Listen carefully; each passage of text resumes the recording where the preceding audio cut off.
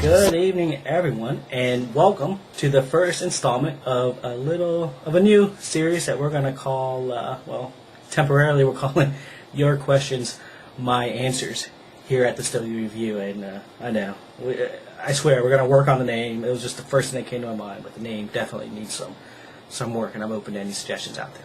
But anyways, we got lots of emails and IMs from all of you out there, and I want to take some time to share some of my answers to those questions, just in case there's more than one person out there wondering the same thing. Basically, we hope to do this, I guess, on a monthly basis. About a monthly basis, and eventually, once we get all the logistics worked out, both Walt and I will try to answer questions together. But until then, you're going to have to settle for my ugly mug. So, our first question comes from is a YouTube message, a YouTube comment left from Clipper Talk, and he left a message on our YouTube review of the La Rosa Cubana. And Clipper Talk writes, it looked like it was killing it in the beginning there, Jay. Love your views and insight. Keep them coming. Your tips on lining the cigars helps a lot too. Do you think you do some more beginner tutorials? Well, Clipper Talk has become what we call a usual to the site. He leaves a lot of great comments and sends us a lot of great emails. So we want to thank David for always taking the time to send us what he thinks. But he's definitely right. It was a rough cigar to smoke. But that's the great thing about cigars is the great thing about trying all kinds of different cigars. You find out what you like, but more importantly, you find out what you don't like. I didn't like the La Rosa Cubana. Sorry. As for beginner tutorials, I'm going to have to consult with Walt. Walt's the technical smoker of the group, and I don't mean that in a bad way. I mean that God, technical smoker is a bad word. But what I mean by technical smoker is Walt's more.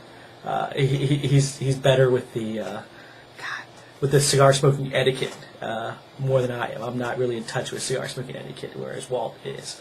Walt's really good with the etiquette. I just clip smoke and make strange faces. But for any of you out there who are watching or who are LA Clipper basketball fans, David has a great site about the LA Clippers, and you can visit his site at www.clippertalk.net.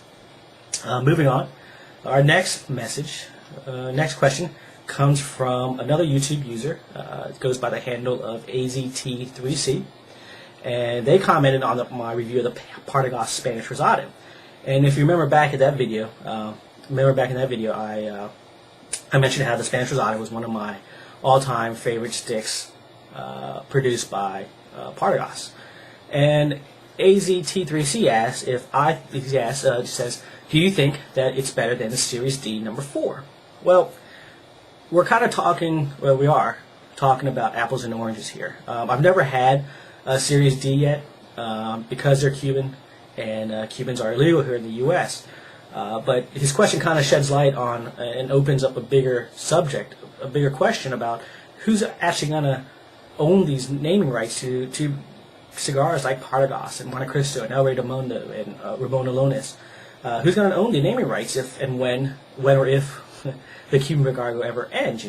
Families like Ramon Cifuentes fled Cuba after Castro made all the cigar manufacturers state institutions, fled Cuba and eventually sold the rights to the name Partagas to General Cigars. So General Cigars owns the names such as Montecristo, Romeo y Julieta, Partagas, Cohiba. They own those rights to those names. So it's going to be interesting to see when the Cuban embargo ends, who the courts side with. They side with General Cigars and other cigar manufacturers who own these names, or whatever takes their place in Cuba owns them.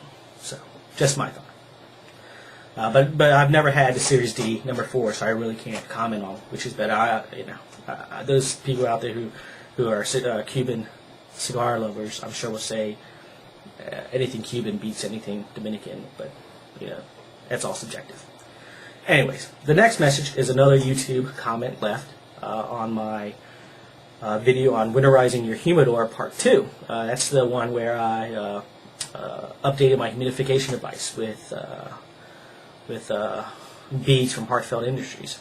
And this message comes from Chiliwit. I'm just going to call him Chili. Chili asks, did the beads last a month before requiring recharging? Well, Chili, I appreciate you asking that, as I should have took the time to give people an update on how that's going. But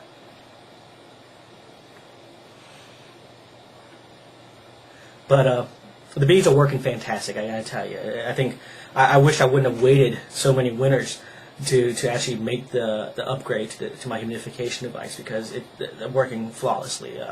At a constant 70 in my humidor, and it's just great. I did get a little paranoid before Christmas, since I was leaving for Las Vegas for an extended period of time, and I was a little paranoid that, oh my God, watch the day after I leave, my humidor, it starts to, go down, and I come back to all dried out sticks. So so I went ahead and recharged it, even though I didn't really actually need it yet.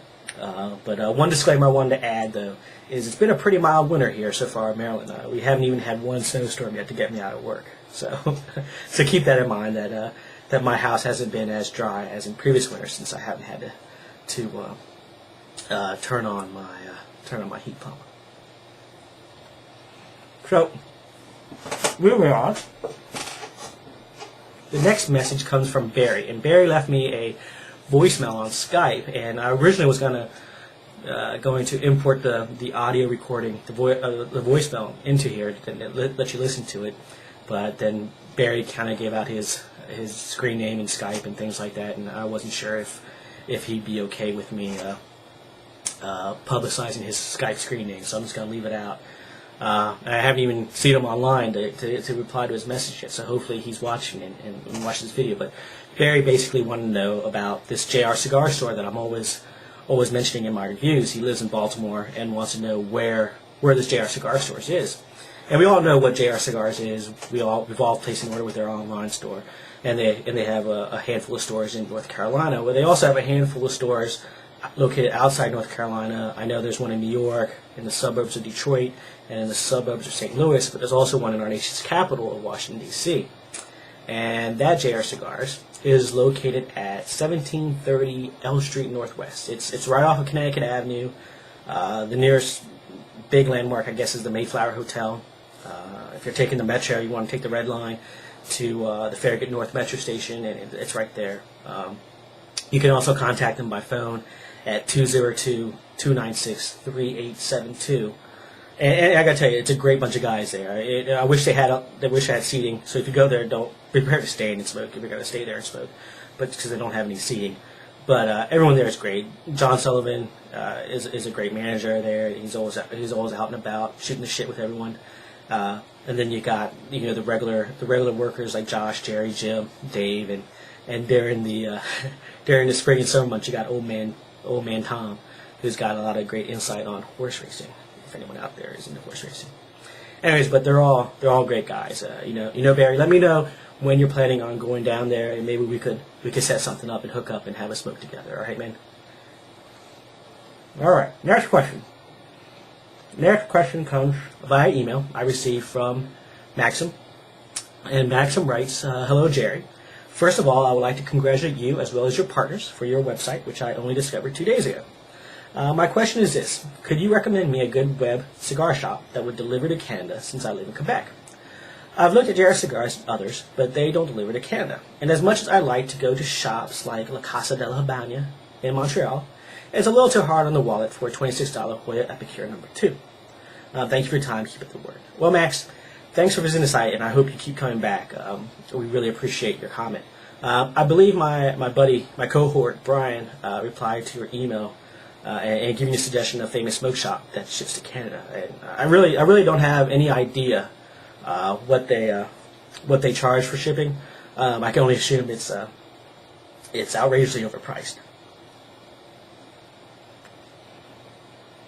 But go ahead and give Famous a call and let us know how things work out. If anyone out there watching knows of another resource that Max could use that has online ordering and also ships to Canada, pass it along to us, and we'll let Max know. If you're wondering what I'm smoking tonight, I am smoking a Rocky Patel vintage 1990.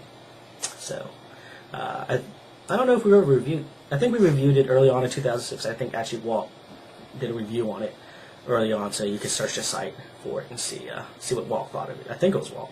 I don't think it was me, but so at least Walt or Brian. Well, Brian wasn't around, so it's got to be Walt. Anyways, my next email comes from Bill W. Bill sent me an email earlier this week, and I gotta preface this by saying, Bill, I'm sorry I haven't gotten back to you. I haven't personally replied to your email. It's been a pretty busy week at work, and I haven't gotten to reply to emails as quickly as possible. But Bill wrote me a pretty good email, and he writes, Dear Jerry, I enjoyed your review of the Monte Cristo White. I especially liked your characterization of it being applicable for the mini celebration. I've been trying to articulate that in explaining the white to people. It's not my in-the-car cigar. It's not my go-for-a-walk on my lunch break cigar. It's a cigar I want to enjoy. I think mini celebration is a great category and will happily plagiarize it in conversations from here on out. And not that you need my validation, but I also wholeheartedly agree that it goes great with a coffee and or espresso. He also writes that he's from Bel Air, Maryland, which is a suburb of D.C., and commutes to D.C., so it's nice to be able to read a local reviewer. And finally, his day-to-day smoke is either the Nat Sherman Host or the Backer at the Game. And his full-on, I really want to treat myself smoke is the Perdomo ESB 91 Tubo. He says, for me, the lack of a better term, it's like smoking chocolate and milk, which sounds really good. So I'm going to have to. I was looking at prices of it, and I'm like, man, I didn't know they were so expensive. I think Famous has, you can get 3 for $45, which is what, 15 a stick. I might have to try it.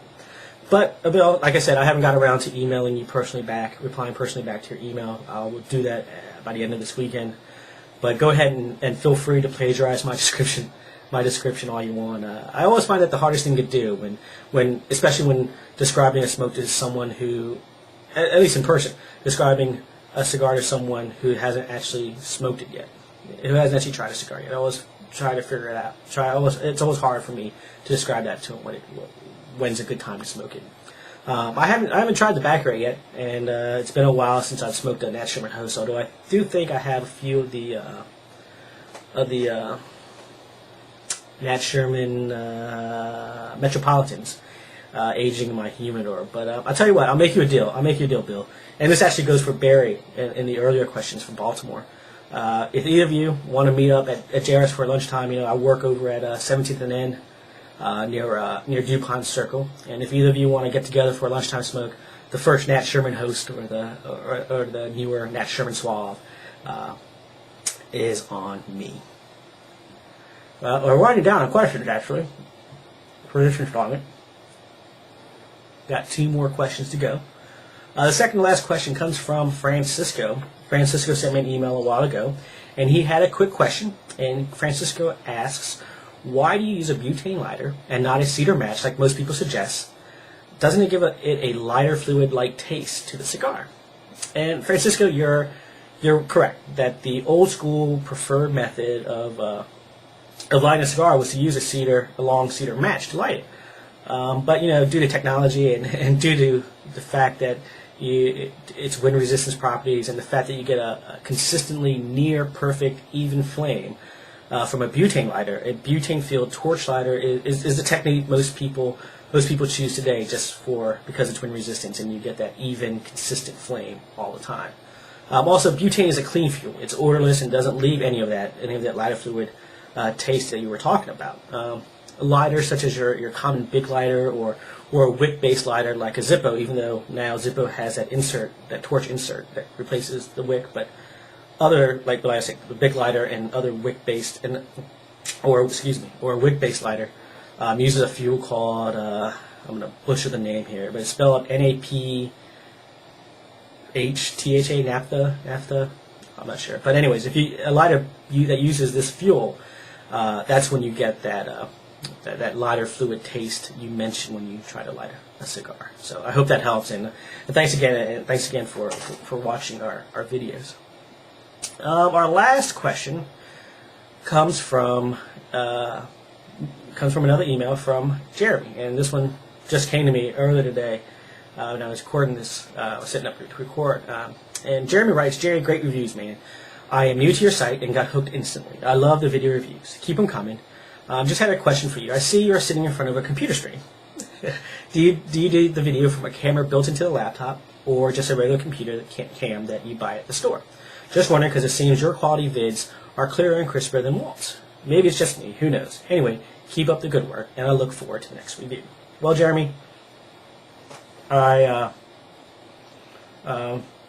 for buying the site, and for your kind words. I'm glad you liked the video reviews. And it's actually crazy how big these cigar videos have taken off. We were sitting around one night BSing on Skype, and we're like, hey, what the hell? Let's give it a shot. And so the sheer popularity of them has come as a complete surprise to us. But I don't want it to seem like we didn't want to do it, but it was a complete surprise. It's a hell of a lot of fun to do, for us to do. As for equipment, I think Walt and I have always used the same equipment throughout. We both started off with a little webcam from Creative, and after a few videos, we got the initial responses from viewers, and they were all positive. We went ahead and invested both invested in a Canon ZR500 for each of us to use, and so that's what we've been using. Although I'm not definite on, I was gonna say I'm not definite on his camcorder settings, but it's a pretty basic entry level camcorder, so there aren't a lot of settings that we could possibly have differently. But one thing to keep in mind is that most of my recent videos that you find on the website on stowyourview.com, they're embedded on the site, but they're hosted at a YouTube competitor or alternative competitor, whatever, known as Blip TV. And the reason why is YouTube uses some compression that creates some video loss in our videos, and a lot of videos. That's why sometimes you'll see a video grainy, and sometimes the sound don't match up with the lips. Whereas Blip TV allows us to keep our original compression intact, so that pretty much the video on Blip TV is the actual video that we shot, quality of video that we shot.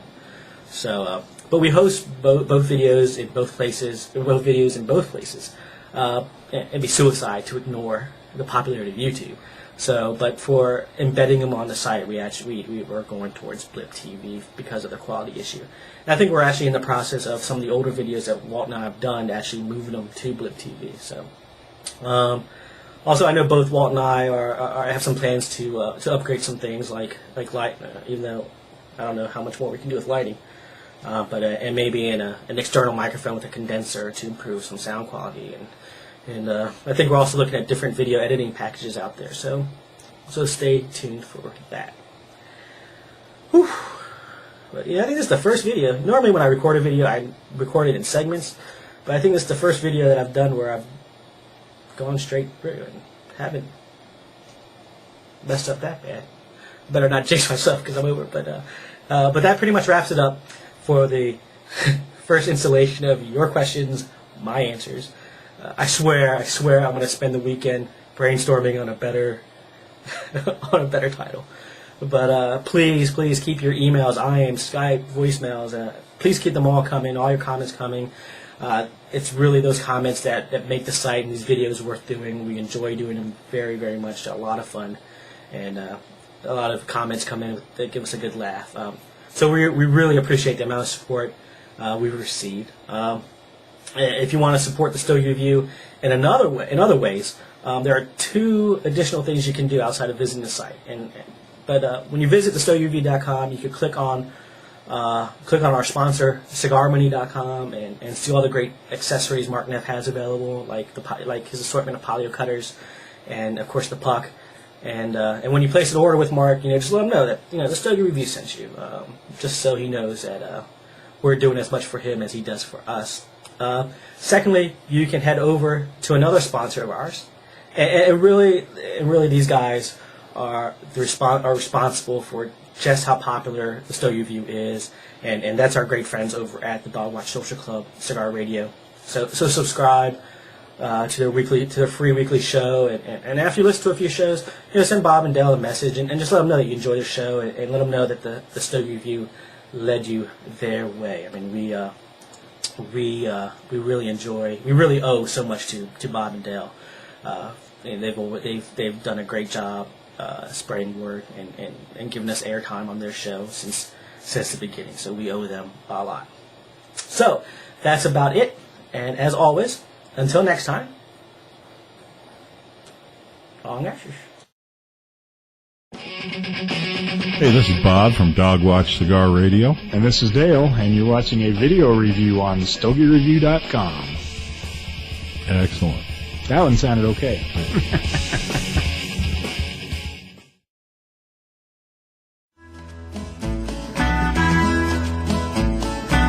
Oui, parle francés. Voy a trabajar. Oui, parle francés. Hay que cosechar. Oui, parle francés. Para alimentar. Oui, parle francés. Oui, parle francés. Oui, parle francés. Dis-moi là, salon, oui, monsieur. Bonsoir, messieurs.